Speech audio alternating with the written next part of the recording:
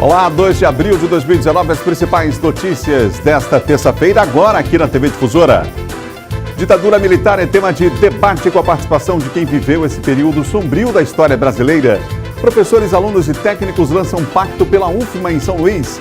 No esporte, CBF define datas e horários de jogos nas quartas de final da Copa do Nordeste, que começam hoje as semifinais do Estadual de Futebol. No dia da conscientização do autismo, vamos falar sobre os desafios e as conquistas das famílias e de quem tem esse transtorno que afeta mais de 70 milhões de pessoas em todo o mundo. O Bom Dia Maranhão está começando agora.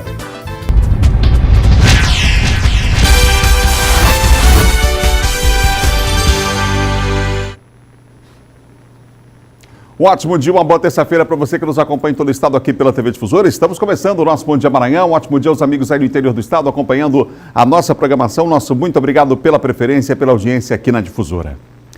Hoje é dia 2 de abril, não é? Dia Nacional de Conscientização sobre o Autismo. Aqui na capital, uma atividade está prevista para esta manhã e quem tem os detalhes para nós é Eduardo Ericeira, agora ao vivo, participando aqui do Bom Dia Maranhão. Olá, Eduardo, bom dia. Onde é que você está nesse momento? Olá, muito bom dia, Adalberto. Bom dia a todos que acompanham o Bom Dia Maranhão. Pois é, Adalberto, um dia de conscientização, um dia para tratar desse assunto tão importante. A gente se encontra aqui na sede da Associação Amigos do Autista, que fica no bairro Jardim São Cristóvão, na Rua Nova Jerusalém. Aqui vai acontecer uma vasta programação. Quem vai falar mais sobre o assunto é o seu Iomar da Silva Martins, que é presidente aqui da AMA. Seu Iomar, o que está programado hoje para se discutir esse tema tão importante para a sociedade? Bom dia a todos e a todas. Bom dia também o pessoal da Difusora que tem feito uma cobertura extraordinária, certo, na divulgação justamente do TEA, do transtorno do aspecto autista. A gente agradece muito vocês sempre estão com a gente. Bem, a nossa programação de hoje é o dia de acender a luz azul, é ultrapassar mais uma barreira. Recentemente, a ONU ela ditou de que no dia 2 de abril, certo, se tornou-se o dia mundial do TEA, do transtorno do aspecto autista. Bem, o que ocorre? Os famosos monumentos mundiais, nesse momento, eu tenho certeza que estarão recebendo a luz azul. Já é uma campanha que é feita mundialmente, né? Mundialmente, que é justamente a conscientização, certo, e a homenagem às pessoas que vivem esse momento. Fala um pouquinho do trabalho que é realizado aqui pela associação, tanto com as pessoas com autismo quanto com os familiares. Nós trabalhamos aqui com as crianças com autismo, autismo leve, autismo severo, certo? E com as famílias, porque nós entendemos, através da nossa terapia ABAS, que essas famílias também elas adoecem e elas precisam ser acompanhadas. E por isso nossos profissionais, os psicólogos, corretos, terapeutas ocupacionais, os fonos, os psiquiatras que nos acompanham aqui, também participam ativamente dessas famílias dentro dessa atividade ABAS, que é uma atividade nova que nós estamos então criando um novo olhar para o autismo. Tá, agora falando da programação, senhor Omar, o que está previsto para hoje? Hoje nós estamos previsto às 8h30 da manhã será uma caminhada comunitária. Às 9 horas nós temos um café comunitário. Às 10 horas, nós temos uma entrevista, aliás, nós temos uma palestra com a doutora Lívia Cristina, da Defensoria Pública, que vai versar sobre os direitos dos autistas, das pessoas com TEA. Já a partir de 11 horas, é o encerramento. A partir das 14 horas, nós temos também eu diria que a professora Thelma Pinheiro Nascimento, aonde ela vai falar sobre o novo olhar sobre o autismo, certo? E às 16 horas, nós estamos aqui com a dona Isabelle Passinho, que ela vai falar sobre Eu tenho TEA. é justamente os direitos dessas pessoas que têm esse transtorno. E às 17 horas é o nosso encerramento. Então, ok, senhor Mar, a gente vai acompanhar a programação, mostrar aqui na programação da TV Difusora toda essa programação que foi organizada aqui pela Associação Amigos do Autista. Lembrando que também o governo do estado tem um trabalho super importante, que é justamente o Centro de Reabilitação do Olho d'Água, que faz um trabalho com várias pessoas, entre elas as pessoas que têm autismo, um trabalho super importante também aqui, como é feito na Associação dos Amigos do Autista, que também é super importante para essas pessoas e também para os parentes e os familiares. A gente volta com você, Adalberto. Obrigado, Eduardo. Ao nosso entrevistado também. Hoje, 2 de abril, portanto, Dia Mundial do Autismo. E um dos objetivos dessa data que foi instituída pela Organização das Nações Unidas é combater o preconceito, gente. Nós vamos mostrar agora uma reportagem sobre os desafios de familiares e de pessoas que possuem, então, o autismo, né, que acomete aí cerca de 70 milhões de pessoas em todo o mundo, como eu falei no começo do programa. Vamos ver quais são os principais desafios. Essas imagens mostram como o João, de 8 anos, leva uma vida completamente normal. Nas atividades escolares, brincando na cozinha ou mesmo nas relações com amigos e familiares. Para ele, não há limites. Foi percebendo o comportamento do filho quando tinha 2 anos que a Camila observou que ele era um pouco diferente das outras crianças. A gente percebeu que o João não tinha a mesma evolução das outras crianças. Procuramos um médico e logo ela fechou o diagnóstico que ele estava dentro do espectro autista. E por ter sido um diagnóstico tão precoce, ele começou a intervenção com os terapeutas muito cedo e hoje, como tu falou, ele vive essa vida normal. Quanto mais cedo os pais identificarem os sinais que são comuns no autismo e iniciar de imediato o acompanhamento adequado, melhor será a evolução da criança. A gente consegue avaliar essa criança e acompanhar ela no desenvolvimento de acordo com a idade, né? Então, quanto mais tarde ele procurar esse tratamento, essa intervenção, né, a gente vai ter que buscar lá as habilidades básicas para dar início. Então, começando, a gente consegue começar essa intervenção na idade, né, para acompanhar o desenvolvimento dessa criança. No Maranhão, desde quando começou a funcionar em abril de 2017, o Serviço para Pessoas com Transtorno do Espectro do Autista já realizou 17.707 atendimentos. Os pacientes recebem do Estado tratamento com a equipe multidisciplinar, composta por vários profissionais, que focam no desenvolvimento e na independência das crianças. Esse é o intuito dessa terapeuta ocupacional, que atua baseada na análise do comportamento aplicada. Eu aplico hoje com o João Aba, né? Os pais, eles procuraram um analista do comportamento, né? O analista do comportamento fez essa avaliação, onde ele avaliou os marcos de desenvolvimento dele, fez os programas e a gente aplica diariamente esses programas com o João. Neste 2 de abril é celebrado o Dia Mundial de Conscientização do Autismo, data que serve, acima de tudo, para informar a população sobre o transtorno. O esclarecimento é o primeiro passo para que se possa combater o preconceito em torno do autismo e para que tantas outras crianças, assim como o João, tenham mais qualidade de vida e continuem dando alegrias aos pais a cada superação, a cada obstáculo vencido. É muito prazeroso vê-lo vencendo e caminhando todos os degraus da vida. Toda mãe tem orgulho do seu filho, e aí quando você sabe que ele tem uma dificuldade maior para fazer uma determinada coisa, você sente muito mais orgulho. São 7 horas e mais 8 minutos, 7:08, não perca a hora. Vamos continuar falando de saúde. A campanha nacional de vacinação contra a influenza começa nesse mês em todo o país. Só que no Maranhão a expectativa é de que quase 2 milhões de pessoas sejam vacinadas. No Maranhão, a vacinação terá início no dia 10 de abril e até o dia 19, as doses serão destinadas primeiramente a gestantes e crianças. De 22 a 31 de maio, os demais grupos prioritários são eles: trabalhadores da saúde, professores de escolas públicas e privadas, povos indígenas, portadores de doenças crônicas, população carcerária, puérperas, mulheres até 45 dias após o parto, idosos com 60 anos de idade ou mais, além, claro, de gestantes e crianças de 6 meses a menores de 6 anos de idade. A criança, ela não vai ao posto sozinha, tem que ter o responsável para levar essa criança. Então, a gente está aqui dizendo que a gripe, a influenza é uma doença grave e os pais precisam estar levando seus filhos para vacinar logo na primeira semana. Segundo esta médica, ginecologista e obstetra, a vacina que protege contra 3 subtipos do vírus da gripe, incluindo o H1N1, é de extrema importância para a saúde da mulher e do bebê, em caso de gestação. É importante que as mães se vacinem, porque com a vacinação elas criam anticorpos que elas vão passar para os bebês, tanto durante a gestação quanto no período do aleitamento. Dentro do planejamento da Secretaria Estadual de Saúde, serão disponibilizados à população cerca de 2.400 pontos de vacinação. Quase 11 mil profissionais vão trabalhar durante a campanha. Segundo o Ministério da Saúde, serão disponibilizadas para os estados brasileiros 64 milhões de doses da vacina contra a gripe. Para o Maranhão, serão mais de 2 milhões. O público-alvo no Maranhão é de 1.886.013 pessoas.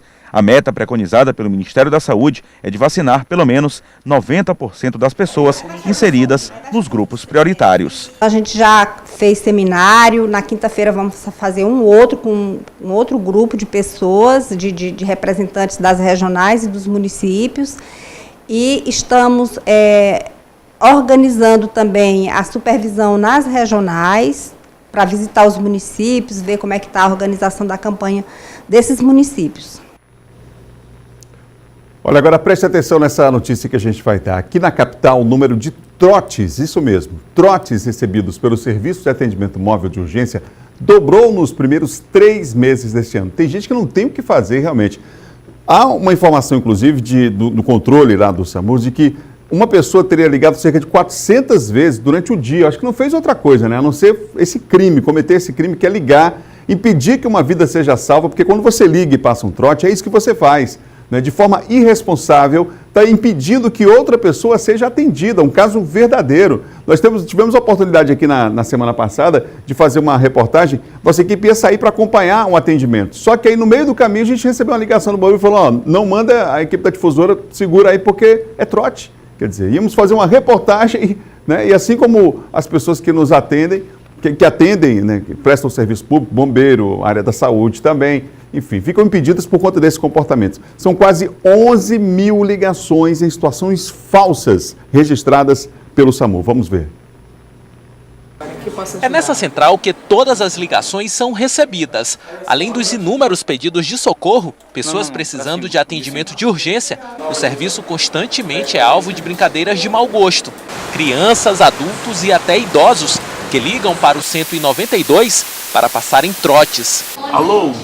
Araújo, Alô? 76. Alô, SAMU de São Luís? Isso acaba prejudicando a pessoa que realmente quer o atendimento e estamos com outra pessoa na linha. Isso prejudica muito o nosso trabalho aqui. Entre janeiro e março desse ano, o Serviço de Atendimento Móvel de Urgência registrou cerca de 41 mil solicitações. Desse total, 10.554 eram trotes. Esse quantitativo resultou em uma média de 117 ligações falsas por dia, recebidas aqui pela central.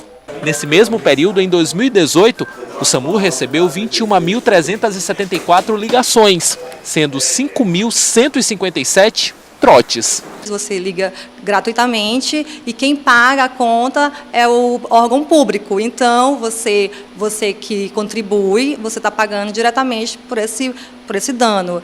O outro é a gente não conseguir atender em tempo-resposta, um tempo-resposta de qualidade, é a gente deixar de atender quem realmente precisa. Nos registros do SAMU, encontramos esse caso que aconteceu em 7 de setembro do ano passado.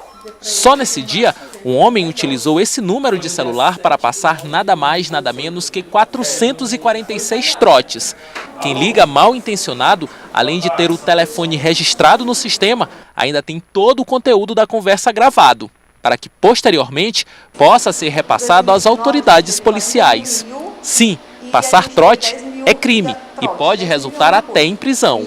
A gente registra, né, todas as ligações e é impressionante como o mesmo infrator pode ligar 100 vezes durante o dia, mesmo dia, e a gente também está gravando agora os diálogos para facilitar nas investigações. Impressionante, né? Muito sem noção. 446 vezes num dia só, gente. É absurdo, realmente. Ficou claro aí, né? É crime. Você pode ser punido. Se você tem essa prática, você pode ser punido, viu? Então, fique alerta, é impressionante. Aquele comentário que eu fiz ainda há pouco, claro que não tem nada a ver com a equipe de reportagem não ter feito a matéria, mas com o cinismo das pessoas que ligam, né, a falta do que fazer e acabam impedindo que outras vidas sejam salvas. Essa é a situação grave, essa é a situação séria que precisa ser combatida por todo mundo, né? Confira agora o nosso giro de notícias. A Prefeitura de Boa Vista do Gurupi, na divisa com o Pará, decretou situação de emergência no município após as fortes chuvas que atingiram a cidade nos últimos dias. Mais de 650 pessoas estariam desabrigadas e vivendo provisoriamente em abrigos. As aulas foram canceladas e vários danos materiais registrados. Um cadastro está sendo feito com as famílias que vivem nas áreas alagadas na Câmara Municipal de Vereadores. Uma pesquisa realizada pela Organização das Nações Unidas revelou que metade das crianças e jovens brasileiros sofreram bullying, um tipo de violência física ou verbal. Para enfrentar o problema, no Maranhão foi lançada a campanha Juventude Premiada, que vai estimular o debate sobre o bullying em escolas públicas de 85 cidades maranhenses. A iniciativa é uma parceria com a Secretaria de Educação, que também pretende levar a discussão para o restante da rede estadual. Segundo dados da Secretaria Municipal de Saúde, quase metade das consultas e exames agendados em 2018 na rede pública de São Luís deixou de ser realizado pelos pacientes que faltaram aos procedimentos mesmo estando marcados. Segundo o levantamento, em 49,2% dos procedimentos foi registrado não comparecimento à atividade. A ausência do paciente causa prejuízos, já que ele deixa de ser avaliado em uma consulta ou exame e interfere na manutenção do Sistema Único de Saúde, SUS, ao qual a SEMUS faz parte.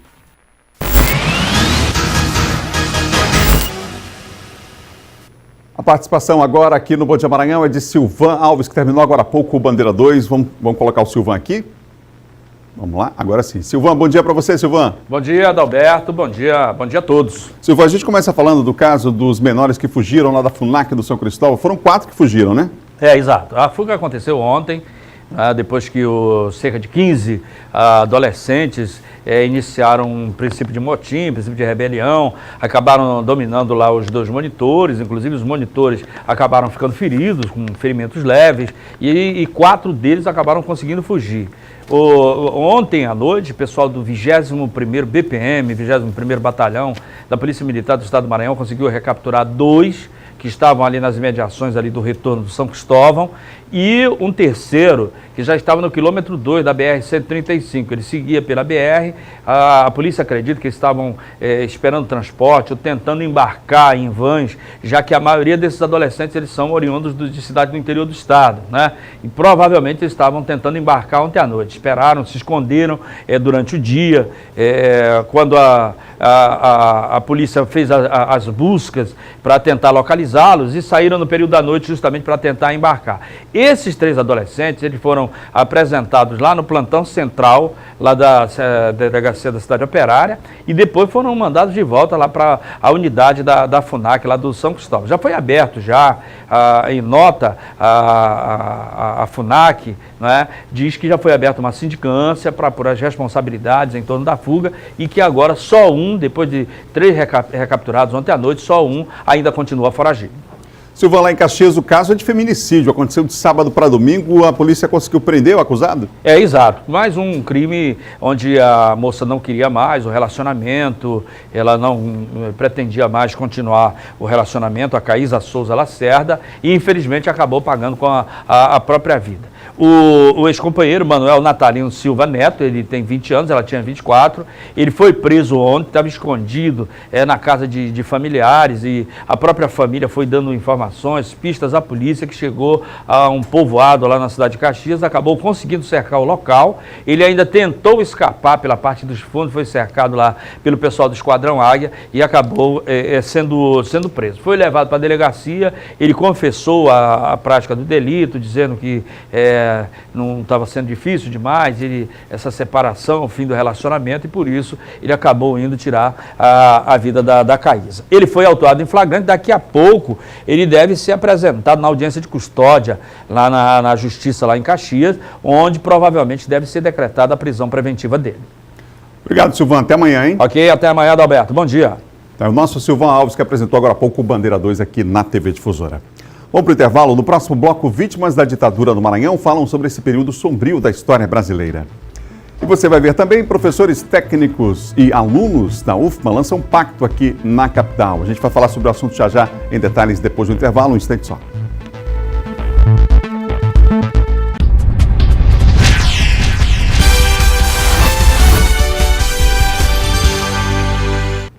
Estamos de volta com o Bom Dia Maranhão ao vivo para todo o estado, são 7 horas e mais 23 minutos. Desde o ano passado, um coletivo chamado Pacto pela UFMA, formado por professores, estudantes e técnicos administrativos, criou um fórum de discussão com o objetivo de elaborar uma proposta consistente que reflita os anseios da comunidade universitária, da UFMA e da comunidade em geral, no que diz respeito ao crescimento, à sustentabilidade da universidade. Hoje o coletivo faz uma mobilização no campus do Bacanga para lançar o pacto aqui na capital maranhense. Sobre o assunto eu converso com o professor Arcley Bandeira. O professor Arcley Bandeira está aqui conosco no estúdio. Ele que é da Universidade Federal do Maranhão, professor coordenador do Observatório Cultural do Estado, vinculado ao Programa de Pós-Graduação em Cultura e Sociedade da UFMA, professor do campus de Pinheiro e presidente do Sindufma. Professor, bom dia. Bom dia, Adalberto. Bom dia, audiência. Professor, vamos discutir a universidade pública enquanto ela ainda existe, né? Exatamente. É mais que urgente a gente trazer esse debate para o grande público. Quem vem acompanhando, nós temos aí uma política de desmonte, de avanços aí de uma década, em que a Universidade Federal ela conseguiu fazer inclusão, né? Hoje a gente tem uma universidade muito mais diversa do que há 15 anos atrás, uma universidade que ela se interioriza, né? No Maranhão nós temos 9 campos aí espalhados por um estado que é do tamanho de um país, e hoje a gente vem sofrendo aí uma série de políticas desde contingenciamento de recurso, de possibilidade de fechamento de cursos, da impossibilidade de consolidação de cursos que foram montados aí nos últimos 5 anos. Então esse momento é um momento essencial para trazer ao grande público, para trazer à sociedade o tema da garantia, da importância de se garantir um ensino público gratuito e de qualidade. Professor, nós temos entre os problemas da universidade pública no Brasil a questão das obras inacabadas, né? A gente tem aqui na UFMA um modelo disso, a própria prédio da Biblioteca Central, na entrada da universidade, acaba sendo um cartão postal, né, da política adotada pelo governo federal em relação a essas universidades. Qual é a realidade hoje da UFMA em relação a esse aspecto? Adalberto, o que nós tivemos foi um grande programa de reestruturação das universidades federais do Brasil, chamado REUNE. Esse REUNE ele atentou para todos os aspectos da universidade, desde a estrutura física, que era sucateada. Então, quem frequenta, quem anda por uma universidade, né, nos 10, 15 anos atrás, sabia do processo de sucateamento. Nós não tínhamos laboratórios, não tínhamos auditório, não tínhamos um ambiente de qualidade, confortável para o ensino, para a pesquisa, e conseguimos avançar muito, né, nesse programa. Tivemos bastante recurso para infraestrutura, para melhoria dos processos de gestão e, sobretudo, para manter o discente frequentando um curso. Não adianta abrir a possibilidade dele adentrar a universidade, mas tem que ter condições para que ele permaneça, né? Temos aí um número muito grande de alunos carentes, então se pensou bastante recurso para que esses alunos continuassem seus cursos. E o que nós vemos agora é justamente uma quebra nesse repasse nos últimos 3, 4 anos, sobretudo repasses para manter a estrutura física da universidade. Essa verba que ela é utilizada para melhoria, para uma troca de lâmpada, para reparo no telhado e para conclusão de obras. Então o que nós vemos hoje na UFMA é um reflexo de quase todo o Brasil. Obras que foram iniciadas com um tempo aí de finalização e por falta de verba essas obras hoje infelizmente estão paradas. Você dá um exemplo aí que é triste, uma biblioteca que ia ser um marco de referência da nossa universidade, nos últimos 4 anos não se consegue nem emendas, não se consegue repasse direto do MEC ou de outros organismos do governo para que a gente conclua essa obra. A situação já é complicada, a gente observa isso aqui na capital, mas no interior do estado, qual é então essa realidade? O senhor, inclusive, que é professor lá em Pinheiro. Sim, sou professor de Pinheiro. Hoje a gente tem um momento de sucateamento da estrutura física. Esse ano, todo mundo que está indo para o interior sabe a violência que estão as chuvas, né? Elas já estão aí passando do limite. A gente tem o Rio Pericumã lá que está quase transbordando aí nas pistas. E hoje, por exemplo, o telhado do nosso campi, do prédio das licenciaturas que eu frequento diariamente, não goteja, chove dentro. E a gente sabe que estrutura física também é manutenção. Então a gente tem hoje em várias situações, andamos muito pelo Maranhão, aí vamos falar isso quando abordarmos o pacto, mas a gente tem hoje um processo aí de sucateamento da estrutura física por falta de reparo. Então você toca muito bem na falta de conclusão de obras e as que estão prontas estão necessitando de reparo, de manutenção. Qual vai ser a dinâmica do pacto que vai ser lançado hoje aqui na capital? Essa discussão já passou pelo interior do estado, inclusive. Sim, nós visitamos todos os campos do Maranhão.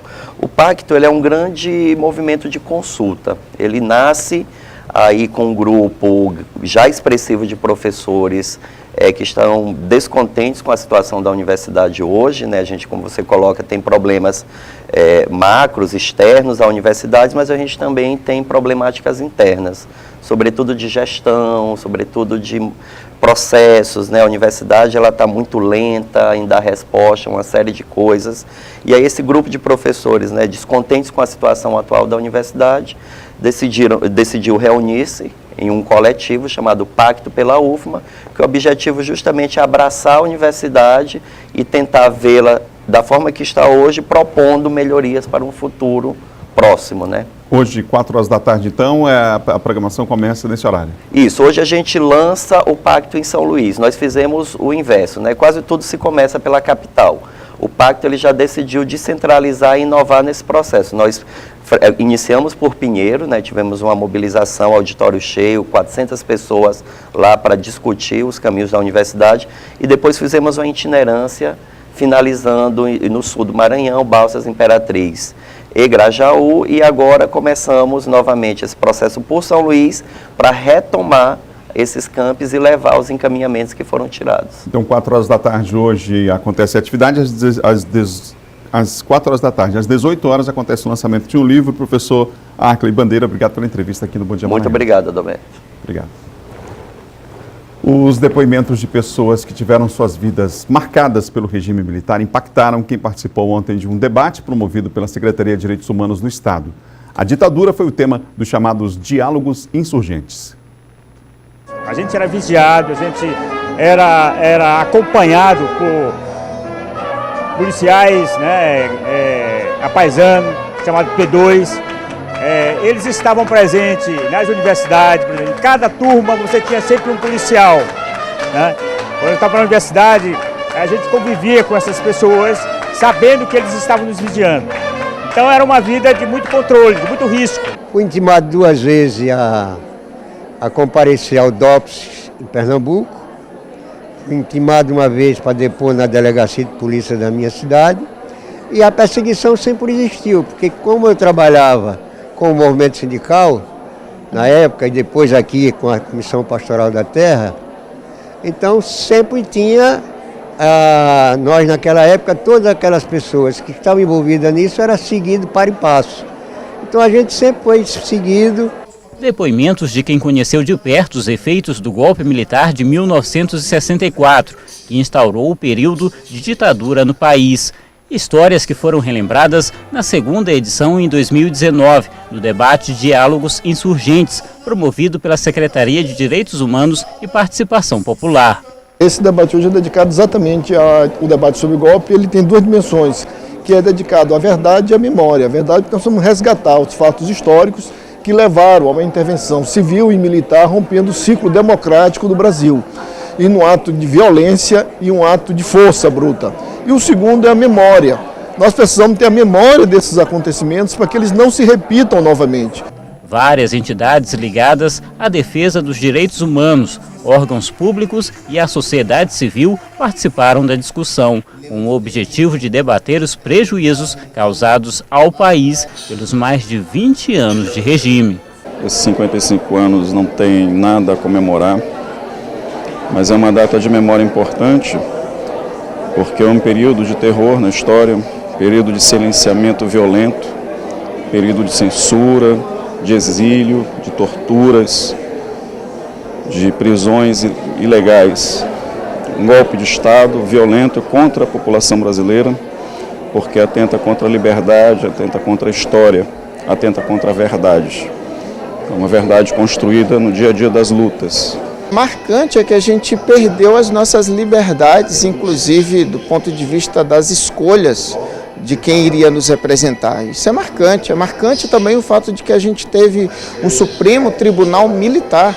É marcante também o fato de que universidades tiveram seus reitores sendo instituídos diretamente pelos governantes, pelos presidentes militares. É marcante que a gente tenha tido também prefeitos, governadores biônicos, como eram conhecidos, pelo fato deles terem sido instituídos por parte dos governos militares. A postura adotada pelo presidente Jair Bolsonaro em negar o golpe e incentivar comemorações voltou a ser criticada. Quando se toma uma fala de um presidente da República no sentido de entender que aquele momento não foi um golpe, isso é de fato um descalabro, um desconhecimento, para dizer o mínimo, em relação à história desse país. É lamentável que um presidente não se comporte da maneira que deveria ser de um estadista, inclusive a entender os processos históricos que ocasionaram tantos problemas, principalmente para as pessoas, para os despossuídos, para os oprimidos.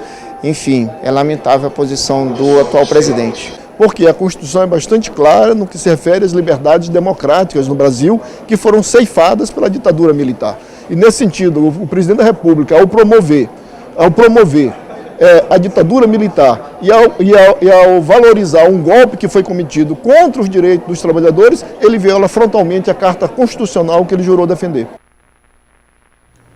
E o Conselho Estadual de Defesa dos Direitos Humanos do Maranhão manifestou repúdio e indignação à determinação do presidente da República ao fomentar a comemoração do golpe militar de 64. Em nota pública, o Conselho afirma que a partir da data foi iniciada uma página infeliz da nossa história. A nota cita que em 2011 foi criada a Comissão Nacional da Verdade, que após anos de investigação contou pelo menos 434 mortos e desaparecidos políticos. Por fim, o Conselho Estadual de Defesa dos Direitos Humanos reafirmou repudiar qualquer ato de comemoração do golpe de 64 e todos os atos violadores de direitos. Vamos falar de política agora com o nosso comentarista John Coutrin. Olá, John, bom dia para você. Bom dia, Adalberto. Bom dia a todos. John, temos vários assuntos na pauta aqui hoje. Nós vamos começar falando sobre a questão do deputado estadual maranhense, o Ministério Público Eleitoral, né? Está pedindo aí, qual o pedido, a solicitação do Ministério Público Eleitoral, John? Pedindo a impugnação do deputado Pará Figueiredo. Isso, Adalberto, ocorre no contexto de uma denúncia do Ministério Público Federal, do MPE, que aponta candidaturas, supostas candidaturas fantasmas no PSL do Maranhão. O que ocorre? É uma denúncia aí, Adalberto, relacionada ao PSL do Maranhão, em que, para atingir aquela cota mínima de 30% de candidaturas femininas, foram colocadas candidaturas aí que não existiram, que foram candidaturas fantasmas, apenas para preencher essa cota de 30%. E isso, claro, já há uma denúncia do Ministério Público Federal, já foram ouvidas essas candidatas, que se lançaram pelo PSL e que, Adalberto, portanto, podem acabar ocasionando tendo repercussão nas outras candidaturas da chapa, inclusive do Pará Figueiredo, que foi eleito pelo PSL, e também do Fábio Câmara, que é também um dos suplentes. Portanto, aí, Adalberto, o Pará pode ter essa candidatura impugnada, há uma ação contra ele, pedida pelo procurador Henrique Castelo Branco, procurador-geral, contra a candidatura dele e dos suplentes por conta dessa denúncia. O que a direção do PSL no Estado diz? Diz o seguinte, que foram chamados, as filiadas do partido, do PSL, para serem candidatos, que se preencheu essa cota de 30%, que o partido não recebeu, Adalberto, fundo eleitoral, não recebeu recurso e que não há um controle sobre a questão dos votos. Se essas candidatas não alcançaram a votação esperada, mas isso é elas e o eleitor. O eleitor não quis votar, então não há responsabilidade na direção do PSL, segundo nota divulgada. A direção do PSL disse que confia na justiça e que não há, por conta que não há recurso, fundo eleitoral, não caracteriza, então, aí nenhum tipo de crime. Mas há essa denúncia, portanto, essa apuração. Já foram ouvidas testemunhas, o MPF já ouviu, Adalberto, essas candidatas, e por conta disso, não só a gente observa que há aí denúncias não só no PSL do Maranhão, ou seja, candidaturas laranjas no PSL em vários estados. E no Maranhão há também essa investigação que pode ocasionar, inclusive, com a saída, com a cassação do mandato do deputado estadual do PSL Pará Figueiredo e também dos suplentes como Fábio Câmara. Portanto, isso está em curso. É claro que eles vão apresentar a defesa. A direção estadual do PSL vai apresentar a defesa sobre essas candidaturas fantasmas ou candidaturas inexistentes no PSL do Maranhão, Adalberto, durante a eleição do ano passado. João Coutrinho, na Assembleia Legislativa do Estado foi desaprovada, digamos assim, a ida da superintendente do PROCON, Karen Barros, para prestar contas? Exatamente. Olha só o que acontece. Esse pedido, Adalberto, para que esse requerimento pedindo a ida da Karen Barros, a Karen Barros é presidente do PROCON no Maranhão. Esse pedido foi feito pelo deputado Fernando Pessoa. O Fernando Pessoa é do Solidariedade, da base do governador Flávio Dino. O Fernando Pessoa pediu que ela fosse dar explicações do PROCON durante a gestão de 2014 a 2018. Aí você pergunta, mas por que foi feito esse pedido? Por trás disso está aí uma contenda aí com o deputado Duarte Júnior por parte do deputado Fernando Pessoa. Na semana passada, tanto o deputado Duarte quanto o deputado Fernando trocaram ali farpas na Assembleia Legislativa e o deputado Fernando Pessoa, ele que deu um parecer contrário na CCJ, né, teve um entendimento contrário na Comissão de Constituição e Justiça, que é a comissão mais importante da Casa, sobre o pedido do Duarte Júnior para que fizesse pesquisas de preço de combustível. Só que esse pedido, Adalberto, foi negado porque foi declarado inconstitucional na CCJ, com o entendimento, inclusive, do deputado Fernando Pessoa, que é da CCJ. Então, claro, houve um desentendimento entre eles e o Duarte chegou a dizer que quem é contra esse pedido de pesquisa de preço de combustível no Maranhão só deve ser dono de posto de combustível. E isso, claro, irritou de certa forma o Fernando Pessoa e ele, no sentido aí de atingir o Duarte, pediu esse requerimento solicitando explicações da passagem do Duarte pelo PROCON durante o período de 2014 a 2018. Esse requerimento pedindo para a Karen, que é a atual presidente do PROCON, foi negado ontem, foi negado pela base governista do governo. Inclusive, até depois, o Fernando Pessoa até insinuou uma desistência, não quis dar as explicações, não foi lá encaminhar o pedido, então foi negado esse pedido para essa prestação de esclarecimentos do PROCON durante esse período, Adalberto, de 2014 a 2018. João Coutrinho, para encerrar, líderes articulam desidratar a PEC da Previdência já, inclusive, na primeira comissão ali, logo no início. Exato. Na quarta-feira, amanhã, na CCJ, Comissão de Constituição e Justiça, porque a CCJ vai dizer o seguinte: esse projeto vai passar por lá primeiro para dizer se é constitucional, se não é constitucional, se atende à Constituição, depois vai para a Comissão Especial, esse projeto de reforma da Previdência.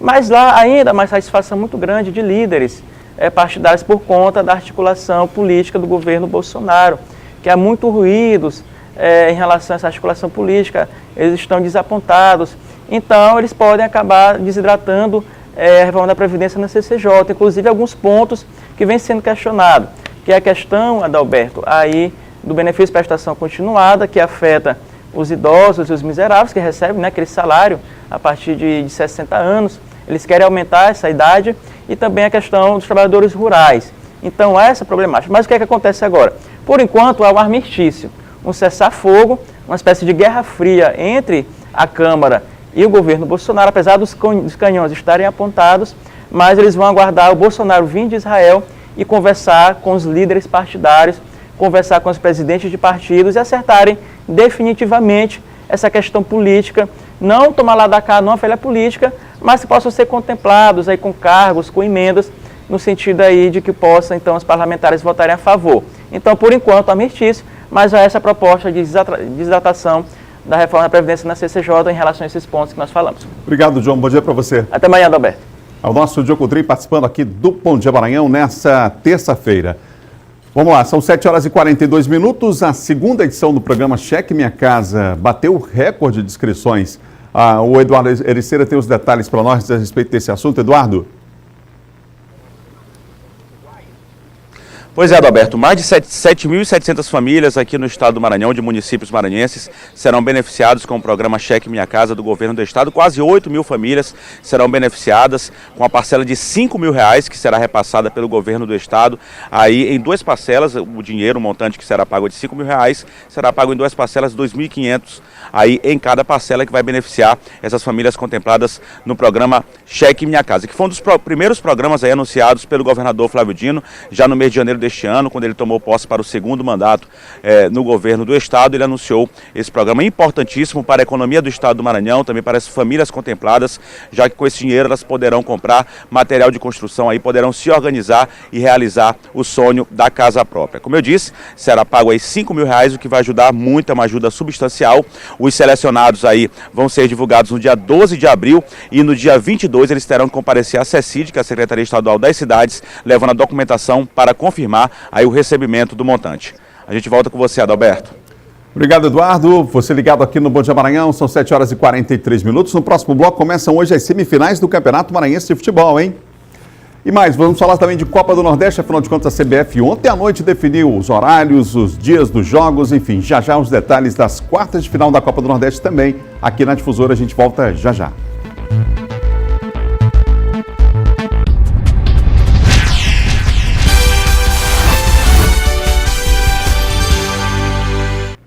São 7h46. Agora a gente aqui no Bom Dia Maranhão vai falar de esporte.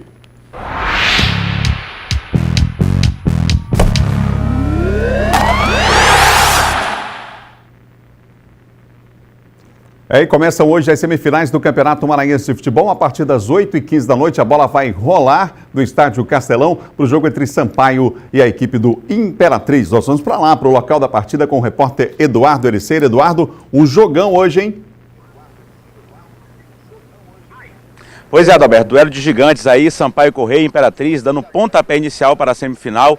A outra semifinal entre Moto e Maranhão, são 4 campeões maranhenses, todos os times, as equipes já têm campeonatos maranhenses, campeonatos estaduais, são campeões e promete aí muita emoção nessas 4 partidas da semifinal até a grande final do Campeonato Maranhense. Começando hoje, Adalberto, como você disse, a gente olha aqui ao fundo, por enquanto ainda dormindo aqui o gigante do Outeiro da Cruz, mas daqui a pouco, a partir das 8h15 da noite, a bola rola para Sampaio e Imperatriz.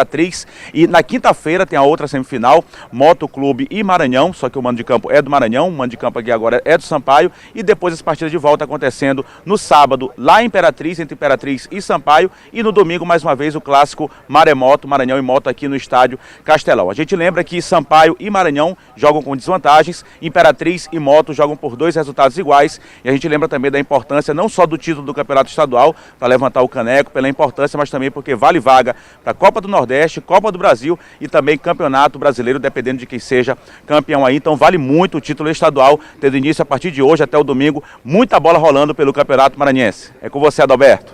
Obrigado, Eduardo. Tá Eduardo Ericeira falando ao vivo lá do Castelão, local da partida de hoje à noite. O público deve ser bom também, afinal de contas é semifinal, vale vaga aí na final do Campeonato Maranhense de Futebol. O Sampaio vai tentar reverter aí a vantagem que é do Imperatriz, o cavalo de aço. Lá em Imperatriz, a nossa equipe está com dificuldade de cobrir o dia a dia da equipe do Imperatriz. A gente pede até para a assessoria de comunicação e facilitar o acesso da nossa equipe para poder cobrir, então, acompanhar os treinos, a preparação e trazer para o torcedor aqui, que é o nosso papel, aquilo que está fazendo o time do Imperatriz. Mas com certeza é um time forte do ponto de vista da organização, um time bem organizado, bem estruturado, já vem jogando junto há um tempo e já o Imperatriz vai enfrentar o Sampaio aqui na capital maranhense. O jogo hoje à noite, a vantagem é do Imperatriz, que faz o último jogo lá na cidade, joga em casa diante da sua torcida para definir a sua situação aí no Campeonato Maranhense de Futebol. No Sampaio Corrêa, várias dúvidas, porque o time reserva foi que jogou com o Bahia e conseguiu, inclusive, a primeira vitória do time na competição. E aí fica aquela dúvida do treinador, Julinho Camargo, que continua fazendo mistério em relação à escalação, não sabe se volta o Medina, se mantém o Cleitinho, que fez aquele golaço, o gol que Pelé não fez. Ele fez. Campanha #Cleitinho no Puskas continua com Sampaio Correia. O volante Patrick Mota jogou muito bem na lateral esquerda e aí fica a dúvida, será que vai voltar o Patrick Calmon ou não? Como é que vai ser o esquema montado pelo técnico Julinho Camargo para essa partida? Entregues ao departamento médico, Vitor Bafana e também o Ian.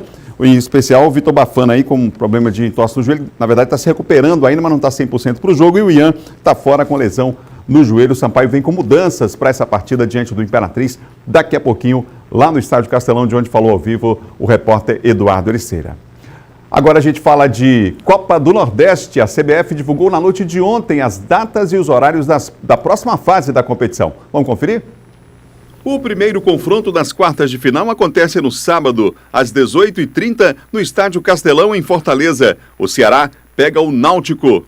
Às 8 horas da noite, em Recife, o Santa Cruz recebe o CRB às 20 horas no Arruda. No domingo, no Estádio Almeidão, às 18 horas, se enfrentam Botafogo e CSA. E na segunda-feira, às 21h30, no Estádio Castelão, em Fortaleza, o Fortaleza recebe a equipe do Vitória. E vale lembrar que essa fase, o chamado mata-mata, terá partidas únicas e os times com melhor pontuação na primeira fase vão ter a vantagem aí de jogar em casa. Do futebol para o kart, no fim de semana os motores voltaram a roncar no kartódromo João Salem, no Complexo Esportivo do Outeiro da Cruz. Foi dada a largada para o Campeonato Maranhense de Kart. A previsão era de chuva o dia inteiro, mas foi debaixo de sol que a primeira etapa do Maranhense de Kart foi disputada. 35 pilotos de 3 categorias voaram baixo e mostraram que mais uma vez a briga por posições vai ser acirrada. Na F4 Graduados, quem ficou no lugar mais alto do pódio foi o bicampeão maranhense William Camisão, que retornou com tudo para as pistas nesse ano. Na F4 Novatos, o estreante Lucas Fecuri deixou muito piloto experiente para trás na pontuação e levantou o troféu de campeão da etapa. Na categoria cadete, João Manuel, que largou em último em uma das baterias, pisou embaixo e garantiu a ponta e também o topo do pódio. Na 2T Novatos, Geraldinho deixou pilotos experientes para trás e também levantou o troféu de campeão. Na categoria principal, 2T Graduados, depois de uma corrida acirrada, Marcelo Medeiros, que luta pelo 13º título maranhense, começou o ano com o pé direito. E na Sênior, Lauro Moura levou a melhor na soma dos pontos. Essa foi a primeira das 8 etapas em que o Campeonato Maranhense de Kart será disputado. Foi só o começo, um aperitivo de um ano que promete muito. Os motores sendo iguais e sorteados, ele iguala os pilotos. O que vai sobressair é o talento de cada um com o ajuste do kart. Isso, no final da prova, vai dar a diferença. Os motores sendo iguais, não tem uma desculpa de meu motor é melhor que o outro. Vamos dizer, essa desigualdade que existe. Essa parceria com a RBC traz igualdade a todos, sendo que o talento do piloto é que vai sobressair agora. Talento fazendo diferença sempre, não é? São 7 horas e 53 minutos. Confira agora a previsão do tempo na capital e interior do estado. 3 cidades para a gente fechar. São Luís, Imperatriz e também a cidade de Caxias. Em São Luís, hoje nós temos tempo nublado, pancadas esparsas de chuva, mínima de 24, máxima de 31. Em Imperatriz, tempo nublado e chuva ocasional isolada, mínima de 23, máxima de 33. E em Caxias, tempo nublado e pancada esparsa de chuva, mínima de 23, máxima de 33 graus. Parceria do Sistema Difusora de Comunicação com o Labnetes, Laboratório de Meteorologia, o Núcleo Geoambiental da Universidade Estadual do Maranhão. Bom Dia Maranhão termina agora. Outras notícias no portal MA10. Amanhã a gente vai se encontrar aqui às 7 horas da manhã. Um prazer ter a sua audiência na capital, também no interior do estado. Um ótimo dia, previsão de chuva mais uma vez aqui na capital. O alerta fica aí para aquelas áreas de risco. São mais de 200 famílias atendidas até agora pela Prefeitura da capital, alguns desabrigados inclusive. E a gente vai ficar alerta e trazer informação para você. Fique ligado também no portal MA10. A gente se encontra amanhã às 7 imagens ao vivo agora da capital maranhense. Vamos ver como é que está amanhã aqui na capital maranhense. Olha só, tempo nublado realmente, imagens aí do bairro do Barreto, área próxima ao Outeiro da Cruz. E é assim que a gente encerra o Bom Dia de hoje. Valeu, até amanhã. Tchau, tchau.